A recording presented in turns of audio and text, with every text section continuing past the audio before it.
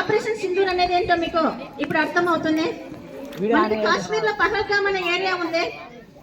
ప్రశాంతంగా జీవనం గడపాలని చెప్పేసి మన దేశంలోని వివిధ ప్రాంతాల వాళ్ళు కాశ్మీర్ లో ఉన్న పహల్గామ్ కు మానసిక ఉల్లాసాన్ని ఆనందాన్ని పొందడానికి అక్కడికి వెళ్ళడం జరిగింది.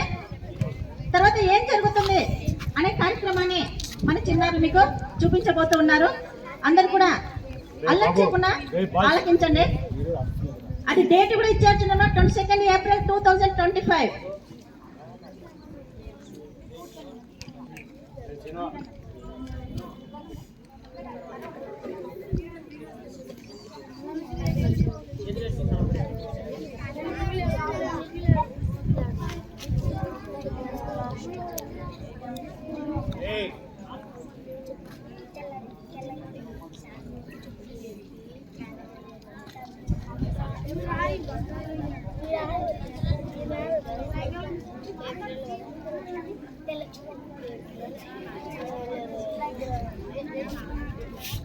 ఏమండి, మనకు పెళ్ళై ఇన్ని రోజులైంది, మనం హనుమూన్ కి ఎక్కడికి వెళ్తున్నాం? కాశ్మీర్ కు వెళ్దాం పదా. వెళ్దాం. కాశ్మీర్ పక్కన పహల్గామ్ అనే ఒక ఊరు ఉంది. అక్కడ అందమైన నదులు, పక్షులు ఉన్నాయి. అక్కడికి ఒకసారి వెళ్ళండి. సరే వెళ్దాం.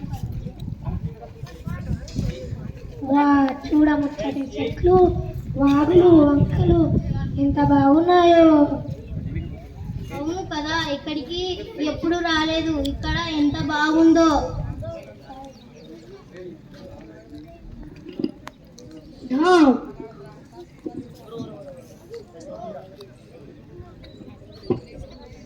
అయ్యో, నా భర్త అయిన మంజునాథ్ని అన్యాయంగా మీ పొట్టన పెట్టుకున్నారే. పహల్గామ్ అంటే భూలోక స్వర్గం అని, ఇక్కడ ప్రశాంతమైన జీవితాన్ని గడుపుదామని ఇక్కడికి వస్తే ఇక్కడ ఇంత దారుణంగా పాయింట్ ఓపెన్ చేసి హిందువులను ఎందుకు కాల్చి చంపుతున్నారు? ఇక్కడ ఇది లౌకిక దేశం కదా, ఇక్కడ అన్ని మతాలు గౌరవిస్తారు కదా, ఇక్కడ ఎందుకు ఇలా చంపుతున్నారు? ఇది ఇది ఇది ఎందుకు ఈ మరణ కథను, ఈ మరణ కాండంను కొనసాగిస్తున్నారు? ఇది లౌకిక, ఇది అహింసకు మారు పేరైన ఈ ప్రపంచానికి అహింసకు ప్రేమిక ఎందుకు ఇస్తున్నారు? మేము పాకిస్తాన్ పేరేకిక ఉగ్రవాదులం. మా నినాదం జిహాద్. జిహాద్ అంటే మత యుద్ధాలు చేయడం. వెళ్తూ వెళ్తూ నన్ను కూడా అలాగే చంపేయచ్చు కదా. నిన్ను చంపం. వెళ్ళి మీ ప్రియమైన నాయకుడు మోడీకి చెప్పుకో.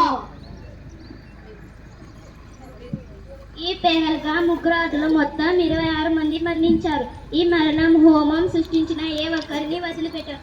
వేటాడి వేటాడి పట్టుకొని మట్టిలో కలిపేశాం.